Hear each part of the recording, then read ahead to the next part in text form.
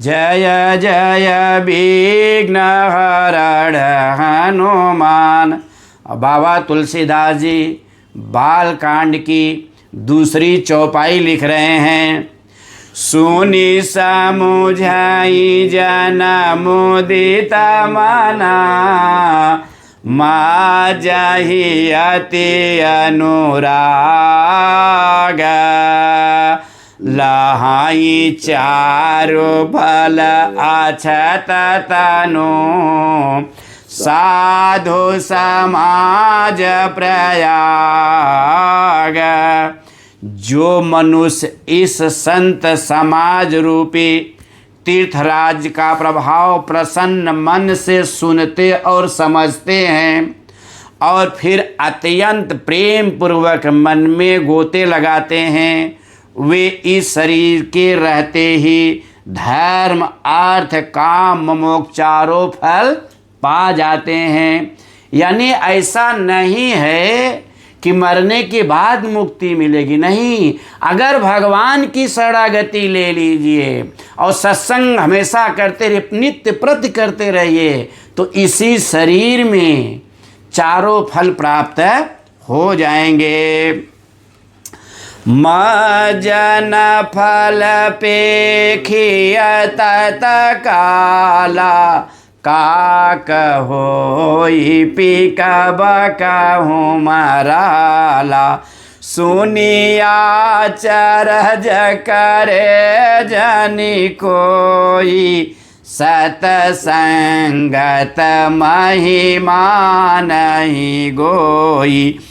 इस तीर्थराज में स्नान का तत्काल ऐसा फल देखने में आता है कि कौवे कोयल बन जाते हैं, कौवे कोयल बन जाते हैं और बगुले हंस बन जाते हैं। यह बात सुनकर के कोई आश्चर्य न करे, यह सत्संग की इतनी बड़ी महिमा है। जब हम सत्य को जान लेते हैं तब भगवान में मन लगने लगता है। और हमारे ऋषि मुनि सब लोगों ने यही जाना।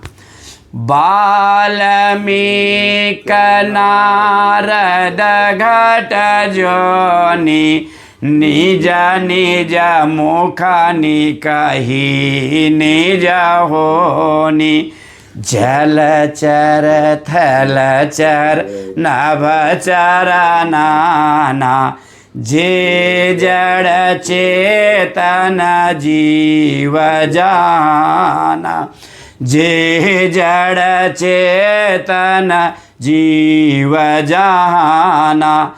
वाल्मीकि जी, नारद जी और अगस्त्य जी ने अपने अपने मुखों से अपनी होनी जीवन का वृत्तांत कही है। जल में रहने वाले, जमीन पर चलने वाले और आकाश में विचरने वाले नाना प्रकार के जड़ चेतन जितने जीव इस जगत में है, मति की रति गति भूति बलाई। जब जेहि जतन जहाँ जेहि पाई, सो जान बसत संग प्रभाव। लोकहूँ वेदन पाऊ।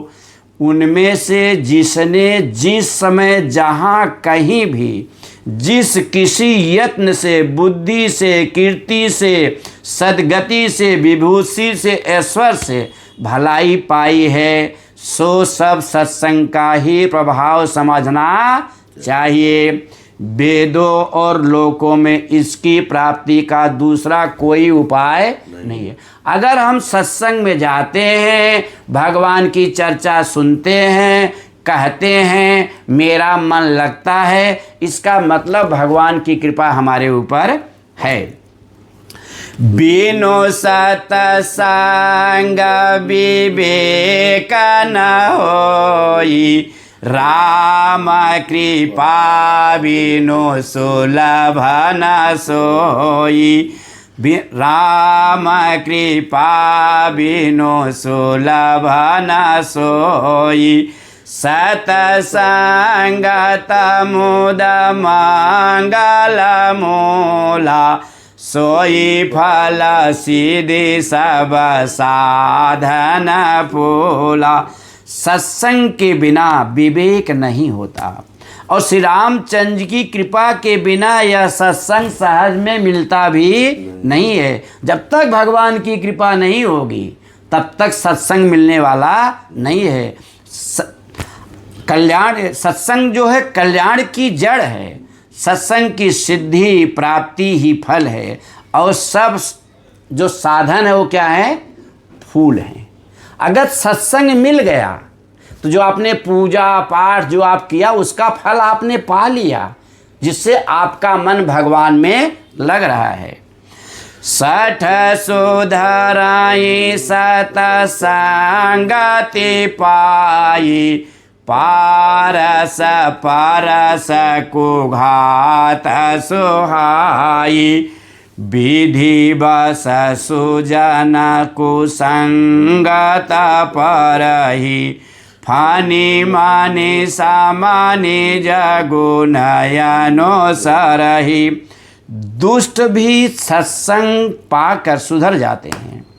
जैसे पारस के स्पर्श से लोहा सुहावना हो जाता है, सुंदर हो जाता है, किंतु दयोग से यदि कभी सज्जन कुसंगत में पड़ जाता है तो भी वह भी सांप की मणि के समान अपने गुणों का ही अनुसरण करता है। अर्थात जिस प्रकार सांप का संसर्ग करने के बाद भी मणि के उस पर उसका कोई प्रभाव नहीं पड़ता है, और उसी प्रकार साधु पुरुष दुष्ट के संग में रहकर भी दूसरे को प्रकाश ही देते हैं।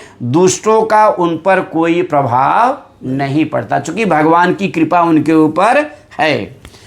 विधि हरि हरि कवि को वेदवाणी, कहत साधु महिमा सको चानी। सोमो सन कही जात न कैसे, साक बनी कमानी गुण गण जैसे। ब्रह्मा विष्णु शिव कवि और पंडितों की वाणी भी संत महिमा का वर्णन करने में सकुचाती है, यानी संतों की महिमा को वो भी नहीं गा सकते। वह मुझसे किस प्रकार कही जाती?